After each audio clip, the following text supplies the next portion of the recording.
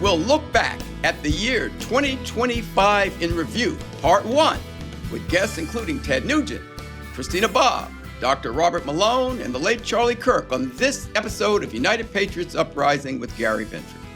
I'm your host, Gary Binford. Thanks for joining us. This podcast is available at radioinfluence.com or wherever you get your favorite podcasts. We'll tell you more about that at the end of the show, where you can find the podcast audio, video, and the archive. And in the archive, you'll find guests such as Ben Carson, Monica Crowley, Pastor Jack Hibbs, and Judge Janine Pirro. Wow, where did this year go? Did it fly by as fast for you as it flew by for me? I mean, it just seemed like the year just started and bam, here we are, confronting 2026. But a lot went on in 2025, some of it good, some of it bad, but we covered it all with great guests. So for the next 3 weeks, part 1, 2, and 3, we'll look back at guests who were on this show in 2025 and what they had to say. We pull one clip from each guest, and boy, this is powerful when you put it together. So in part 1, you will hear clips, short clips from Lucas Miles, Ted Nugent, who will rock out on his guitar, the Patriot Barbie, Lindsey Graham, Dr. Robert Malone, Professor Nicholas Giordano, Bishop E.W. Jackson, Chris Adamo, Christina Bobb, Virginia Prodan, Kevin McGary, Dr. Carole Lieberman. And in memory of the late Charlie Kirk, we'll start off with a clip from Charlie's appearance in June of 2024. So are you ready? Well, let's get into it. Yeah, so thank you. Let's first define what wokeism is. Wokeism is a mixture of nihilism, postmodernism, and deconstructionism, kind of all blended together. Those are big words, but basically the woke, they seek to complain until they control. So they constantly complain. Something is racist, it's bigoted, it's homophobic, it's transphobic. Now give me the keys so I can control this place. And then they destroy it.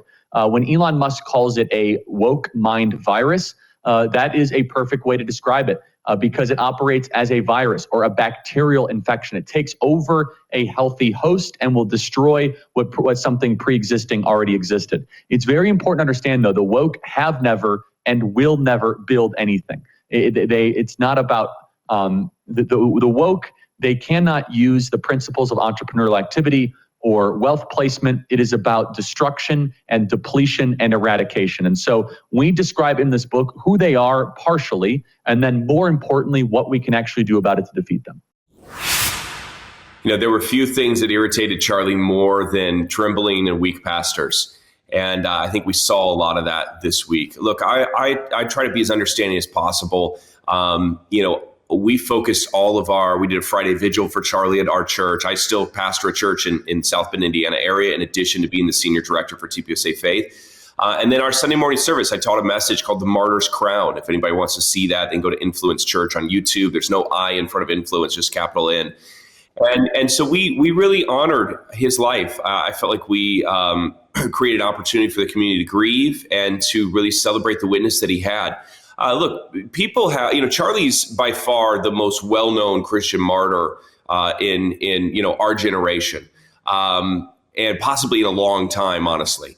But there are martyrs every single, week virtually. I just saw a report on Instagram about 100 Christians that were killed at a funeral in Congo.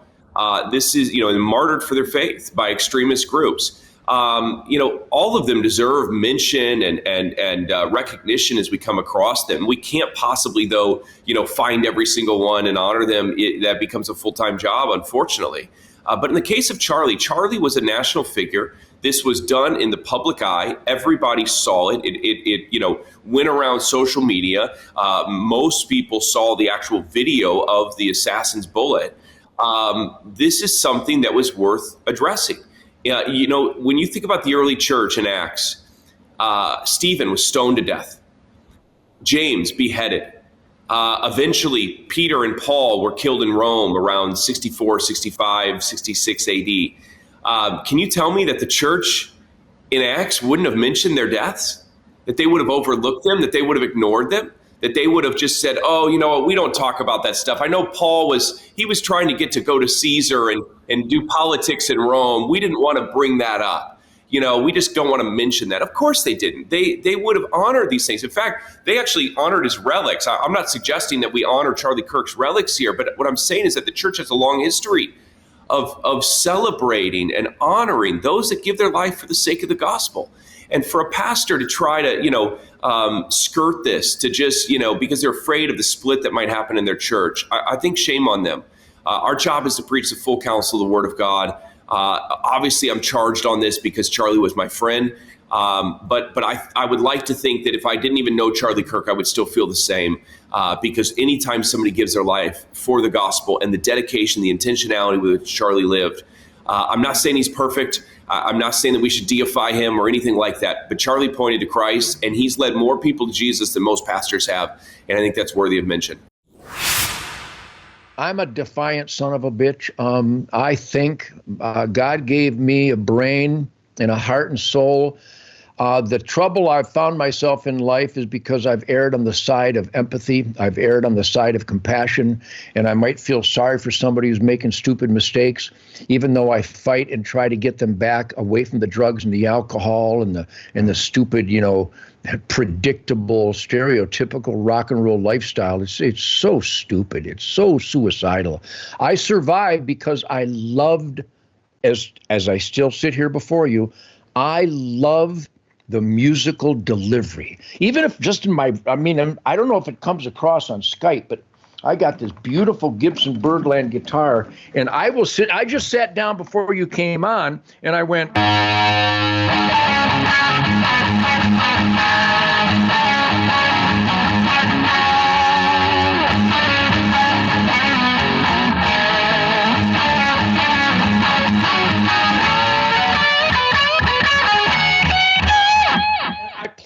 I play, and it's out of body. I shot my bow and arrow this morning. When I come to full draw, there's no Hillary Clinton. There's no evil. There's no devil. There's no. It's your safe space, your sanctuary. I can provide in fact, I've had a Ted Nugent Camp for Kids charity, a nonprofit 501c since 1989, and we've graduated tens of thousands of little boys and girls to be clean and sober, be conservationists, hunt, fish, trap, balance the herd, and look what Mr. Hand is bringing up to Mr. Mouth into Mr. Sacred Temple. And they become hunters and fishermen and archers. And now the parents of the children in our current Ted Nugent Camp for Kids in the various states, they were the kids that came to the camp, 35 years ago. So I spread this word, and what I saw in the media, especially you referenced the industry, it was all so toxic about, taking acid and dropping out. Why would you want to drop out? This is a gift of life. You don't drop out. You carpe diem. You seize that day. It's so simple.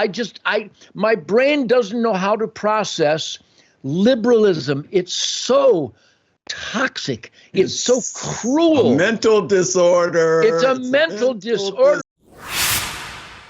You have a lot going on there with your look there. And remember there were a lot of people on the left, hey, you're cool and everything. But your look is, you got a lot going on there. And does that work? Did that really work for you? How do you deal with that within Republican conservative circles, where people are a little bit more buttoned down? And I know you use it for your advantage, but I'm just curious how that works out. Because I noticed, as you know, Jesus says you judge the inside of the cup, not the outside of the cup. But people do see physical appearance, and they look and they see the tattoos and say, what do people generally think, and how do you deal with it? I haven't really had anyone say, we'd love to have you speak. However, your tattoos are, Right. I feel like there are organizations that have not embraced me. Because you can watch on their stage, there has not been a tattooed woman, right, with hot pink lipstick. So I can deduct for myself. Maybe don't fit their idea of a look. And there are ministries, I'm sure, that would say, oh, she doesn't really fit the look. But you know what? I love that I don't fit the look. And you're right. I use it to my advantage because on the flip side, I have had liberals come up to me and start conversations. They look at me and just assume Right. You are not a Bible thumping, Jesus loving Trump supporter. You are not. Right. You know, I can look at you and see that you're not. And then that allows me to reach them on a level that they didn't expect, because they've already decided to have conversation with me. They've already decided to respect me and that I am kind and I'm loving. And then when they find out my beliefs, they cannot say, well, she was hateful. And because that's just not how it's not. I will use it to my advantage. I wish there were still people who could look beyond the exterior and actually say, wow, let's put someone like this on our stage, because she's going to attract the audience that we need to hear this message. That's what I would wish that would happen. But I know that God has a role for me and he has a place for me. And if he doesn't put me on a stage, then I don't want to be on it. And if he doesn't put me on a show, I don't want to be on it. So I trust that he's got the hearts and the minds of those who I am supposed to align with. So hope is key here, because people are really disenchanted and disillusioned, and they are living often in their own individual silos. There's been a lot of depression and withdrawal from society and disillusionment with the government. Of course, we had a watershed moment with the election of President Trump. And for those of us that are aligned with the Make America Great Again agenda, that has given us a lot of hope. But for many people, they see a very bleak future, particularly elderly folks, that recognize that the world today is nothing like the world that they grew up in. And often they're very afraid that their children are going to live under increasing tyranny because of what's going down. In terms of, I'm a constitutional conservative, and I'm increasingly also aligned with Murray Rothbard. I believe that the fundamental principles of decentralization that are built into the Constitution structure, the fundamental principle that decisions should be made at the most local competent level. For instance, this is what's behind states' rights, that we need to return to a governmental structure of small government that is focused on respecting the rights of individuals and empowering individuals as small business people, entrepreneurs, etc. Instead, what we have is a government that seems to believe that the only solution to our problems is more government. And that's how we've got to the situation that we're in right now with the debt and everything else. So I think in general, the path forward for people that want to resist these efforts to control everything that you're thinking and feeling and believing, all information that you have access to, because that is the objective of this tech, is number one, to triangulate the truth by seeking multiple sources. You have to take personal responsibility, and this is the basis also for the Constitution, is the idea that people take personal responsibility for their actions. So take personal responsibility to keep your mind clean and avoid the propaganda. And one of the things you can do is seek out multiple sources of information and then decide for yourself what is true. The next thing, if you listen to what I was saying about Matthias Desmet, the underlying precursor that has enabled all of this has been our social fragmentation and isolation. So the cure is easy to figure out. Live with other humans, make friends, make contacts, build community, participate in communities of faith. And frankly, we're big fans of homesteading.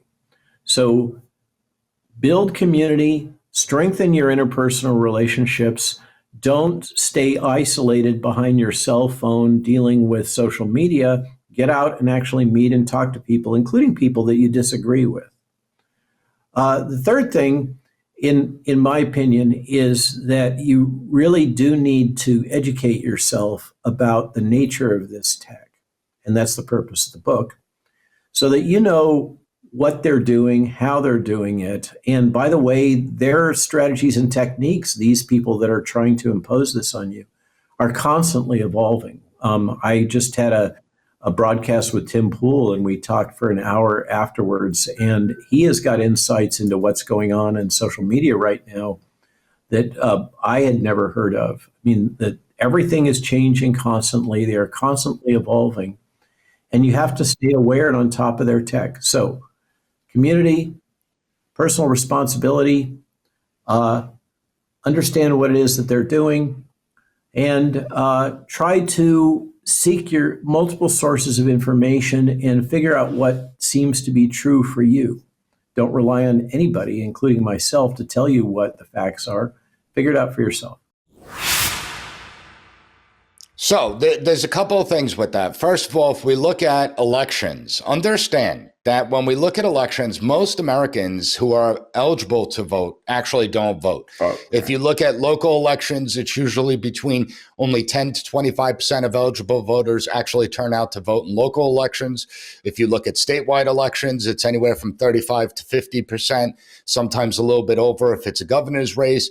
And if we look at presidential elections, you know, the jackpot, we see it's anywhere between about 46 to 58%, depending on the election year. Well, that to me is pathetic, and it shows the bureaucrats how disengaged the American people are from the political process. If the American people aren't even willing to take 15 minutes out of their day to go and vote, well, obviously, they're not really paying attention to what's going on. They obviously don't know how the system works. They don't know their power within the system. And so they know they could take advantage of the American populace. Also, when we look at the scope of participation in the United States, how many people can participate in the political process? It's 100%. When we look at how the depth of participation, how many people actually do participate in the political process, it's actually extremely low. So what do I mean by that? Well, most Americans have no idea that they could contact a member of Congress. It doesn't even have to be a member of Congress in their district. I mean, you could literally call every single member of Congress and you could tell them what you're displeased about. You could tell them, hey, I want you to fight more to go against the bureaucracy, to rein it in. They've abused their power. They've abused the mandate that you, Congress, gave these agencies and departments. There are some people involved that will go online and they'll sign those form letters, you know, get involved, sign this form letter. We're going to send the letter, these emails over to members of Congress, and you can do it right from the comforts of your own home. I hate to break it to everyone out there. Members of Congress and their staffs don't even look at these emails. All they do is literally click delete. They don't care. They're not paying attention to them because they know there's not going to be any follow-ups. They're just going to get thousands upon thousands upon thousands of more form emails. However, when you call a member of Congress's office, they treat one phone call as 1,000 voters. One phone call. So if people began calling their members of Congress to, either support legislation or oppose legislation or support reining in the bureaucracy, well, members of Congress will listen to that if they're getting bombarded with phone calls. And a good example is 2006. 2006, Republicans and Democrats were talking about comprehensive immigration reform. And a big part of this comprehensive immigration reform was going to be amnesty. The American people were outraged. They started calling their members of Congress. In fact, it got so bad when this bill was being considered that they actually crashed the switchboard of Capitol Hill. Meaning the phone lines went down. That's how many people were calling. Well, did the bill ever pass? And the answer is no.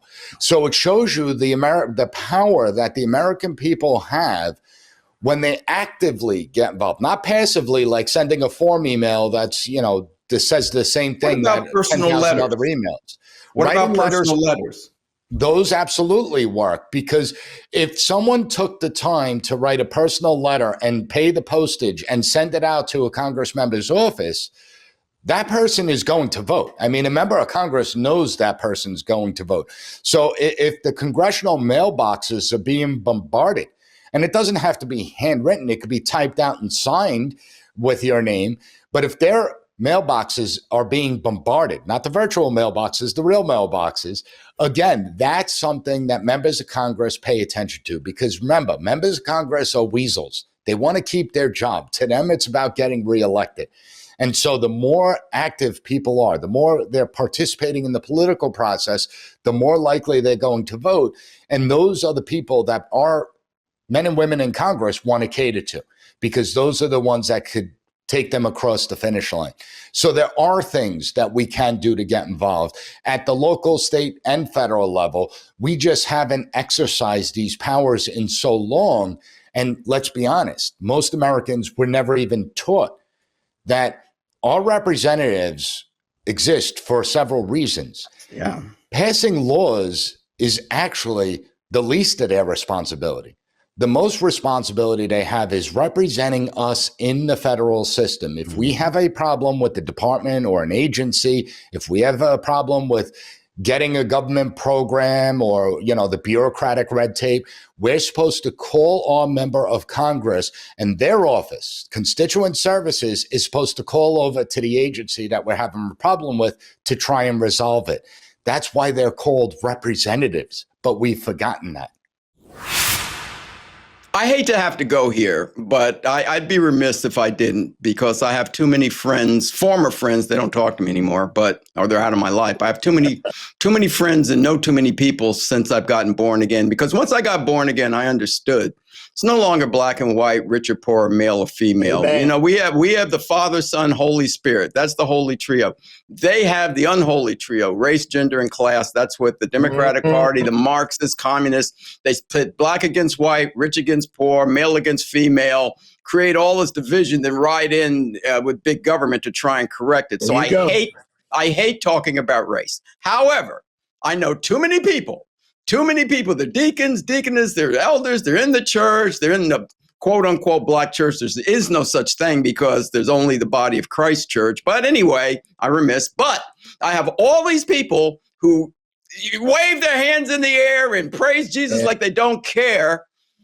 They pass out in the pew almost, and all of them are voting for black, and all of them voting for Democrat, and still 90% of blacks vote for the Democratic Party, and most of them go to church. And when you tell them, well, God only had two covenants: the sanctity of life, the sanctity of marriage.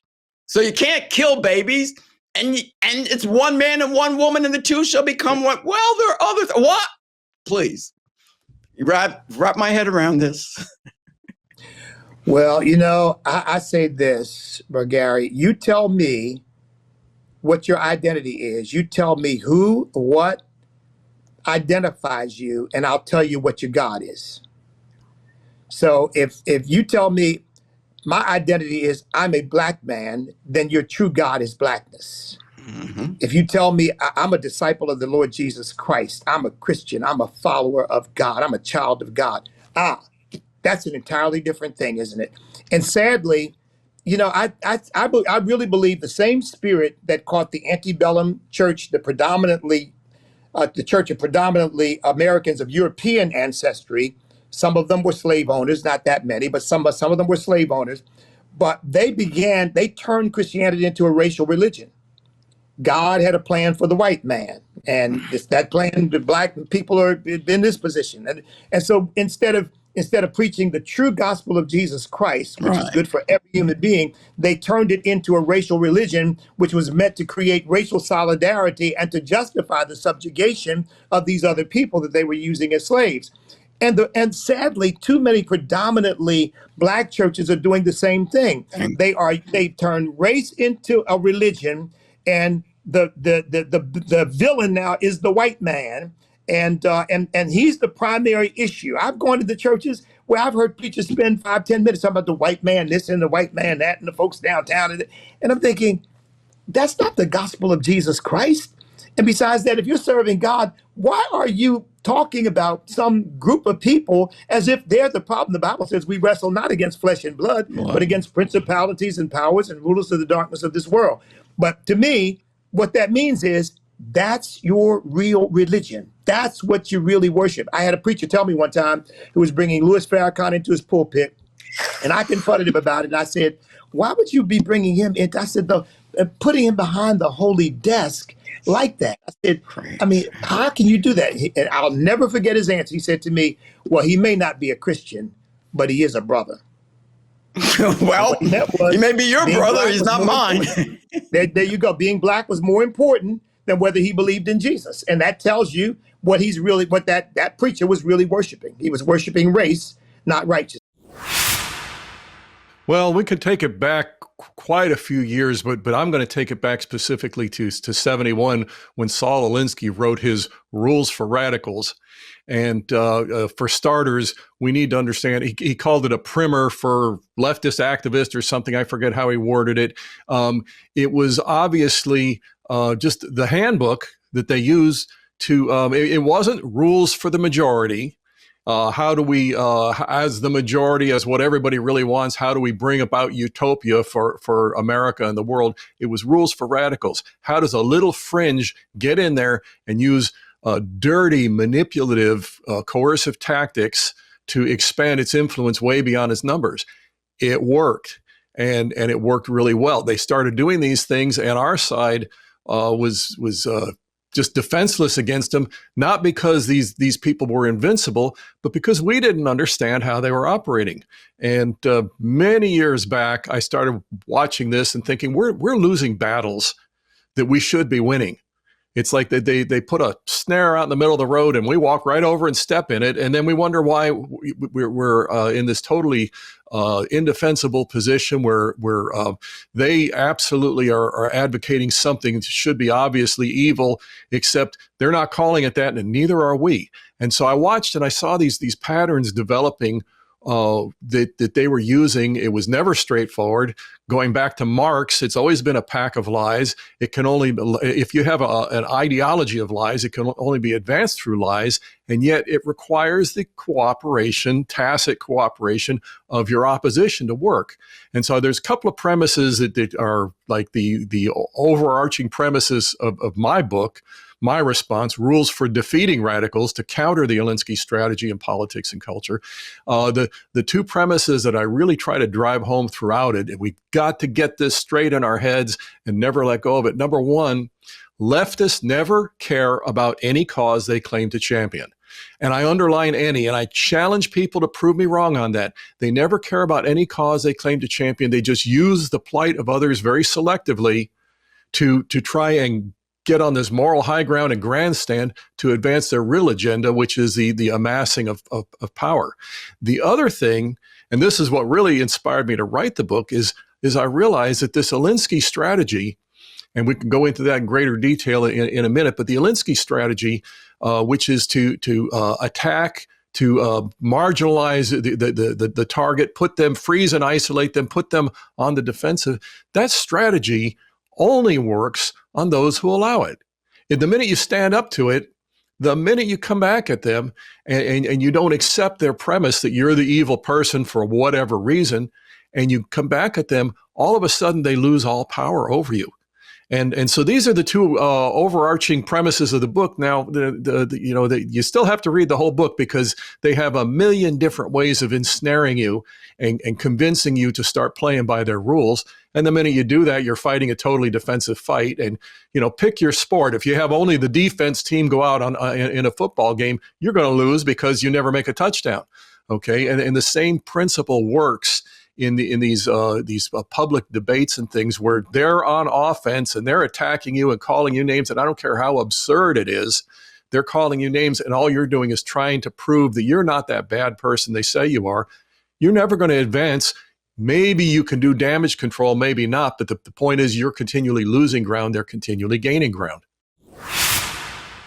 The name of the book is Defiant, Inside the Mar-A-Lago Raid and the Left's Ongoing Lawfare. Christina Bobb, her second book. So, you take the readers behind the infamous raid, exposing unprecedented abuses of power. We want everybody to read the book, but what do you want to tell the people that you have said that we don't know yet? Yeah, just a nugget or two, or just give us a general idea of, since you were a part of this, the behind the scenes story. Yeah, so I give you all the details. I've got text messages and emails in there showing you the exact timeline, so you can see exactly how the whole thing came to be from months before the raid until, well after the raid. And the thing that I really want people to take away from this is, one, the horrible lies and abuses that the Biden administration used to execute this, but also it's continuing to this day. Like I said, I'm still a criminal defendant. There's about 60 others that are still being prosecuted by Democrats across the country right now at the state level. And the systematic abuse by Democrats of our justice system has to stop. And the only way it can stop is if they're prosecuted. And so it's so important that President Trump has opened this grand jury, or I should say Pam Bondi has opened this grand jury to look into the abuses of government, because it's the only way it can stop. And I know, myself included, I want all of these prosecutions to end. I don't want to see it anymore, but we can't stop until we know they're not going to use it against us in the future. And if we stop now, they're still coming for us, and they're going to come harder. So it's really important that people understand exactly what happened through the whole Trump situation into present day, how it's still playing out. Your book documents relentless campaign indictments, subpoenas, and media manipulation designed to destroy President Trump and silence his supporters. Do you think people are really aware of that? And when you say that, what do you mean, as far as the media manipulation? Because the media the others are aimed at him, but the media manipulation is aimed at the people. Yeah, the media manipulation is aimed at crafting a narrative that they hope the American public will believe. I think the American public knows that that's happening. I mean, you'd have to be living under a rock to not realize that. But I think they wonder what the truth is. And a lot of times you can kind of piece through it and figure it out yourself. But sometimes you can't, especially when the story is a flat out lie, like a lot of what happened at Mar-A-Lago is. I think people are aware, but they want to know the truth. And that's part of why I wrote the book, so that people will know the truth. I understand. Now, what do you see the biggest problem? Is it socialism? Is it communism? Or is it both? And what is the difference in your opinion? First of all, everything starts with socialists. Socialist starts with lying and fear. Socialists start with telling you that they will bring heaven on earth and they will bring hell. They will take everything away from you. The socialist starts with equality for all, justice for the oppressed. Yeah, you hear that in America today. Society free from poverty. They lie to you, but in reality, the socialist delivers equal misery for people, richness for the elites, and power for them. For you and me, loss of individual liberty, freedom of speech, freedom of religion, the freedom to have property and so forth. And also they deliver government overreaching over your life, over your voice, and over your fate. The government will become your God. And if you don't obey, then you will be silent. And in Romania, we are put to jail or even killed. So this is a serious matter. Socialists start, and then when the socialist gains power, the government becomes even more powerful. So I will say to American people, wake up. Don't wake up when socialists already puts you in prison. I live under socialists and communists, and I know it's a land of lies and a prison land. Yeah, it might come with lie of, we offer you government-free healthcare. We'll give you free college. It's a lie. We give you, in the name of tolerance, we will provide cancel culture. Or the government will say, in a form of equity, in fact, government will put you in government dependence. You will not be able to do absolutely anything, but only what the government do. And the list goes on. Yes. Yeah. So one of the best things that we can do is, first of all, if we know that that people that we're trying to really understand what's going on, but they have no room for us. In other words, they say, look, I don't care what you say, Kev. I'm a Democrat through and through, mom and them, grandmom and them, everybody and them. This is where I am. Let's not waste our time and mental cycles with trying to get that 30% of people that are just entrenched Democrats. But we should understand that they're under that spell. They're under that plantation thinking, that psychosis, and it's got a stronghold on them. Okay, we should be praying for them, but we're probably not going to change them, right? But for moderates, independents, and all of that who give us room to have a conversation, we should have that conversation, because some of those people can easily be manipulated and deceived into, really embracing these other ideologies, especially Democrat, leftist, progressives. And so we really want to bring more of those people off of that and help them to, if we break down the archetypes and we help them to see how this is all sort of overlaid onto America and everybody's part of it, say, which one are you? Or do you just really want to be free? At the end of this book, what it does is it gives you, it basically gives you the solution. It says, look, if you completely, sincerely, in your heart, want to be free, you cannot be a Marxist. Do you understand why? Marxism in any form is authoritarian and totalitarian. You understand, right? Social justice and all that, that's authoritarian. You have to you have to conform in this way or that way. You have to do this and that. You have to make remedies for this person, that person, that's authoritarian. Totalitarian, it's in its total, when it's totally exploited, that's communism. And that's, of course, Marx, his utopia. So you cannot, if you say, look, yeah, Kev, I want to be free, but I love social justice. There's no such thing. If that's your goal, look, I just want to be, I like, socialist type stuff. I think that has some merit. Then you're just saying, okay, I'm perfectly fine with being on the plantation and serving the exploits of the overlords. And that's fine. Some people, they say that. Look, I'm a diehard Marxist. I don't care. Fine. Do you. It's okay. It's no problem. But for all of us that really want to be free, there's only one way to be free. And that's to make sure that we, completely sever any ties with Marxism or any kind of corrosive ideologies that they try to force and guilt and shame you into. You say, look, I'm done with those. I'm done with that. It's over. I'm leaving the plantation, and I'm on my way to freedom. That's the only way to be free. So it's binary. It really is a binary choice. Every American can make that choice. You want to be free? Okay. Completely renounce and denounce anything Marxist. That and John 8:32, talks about being set free as well.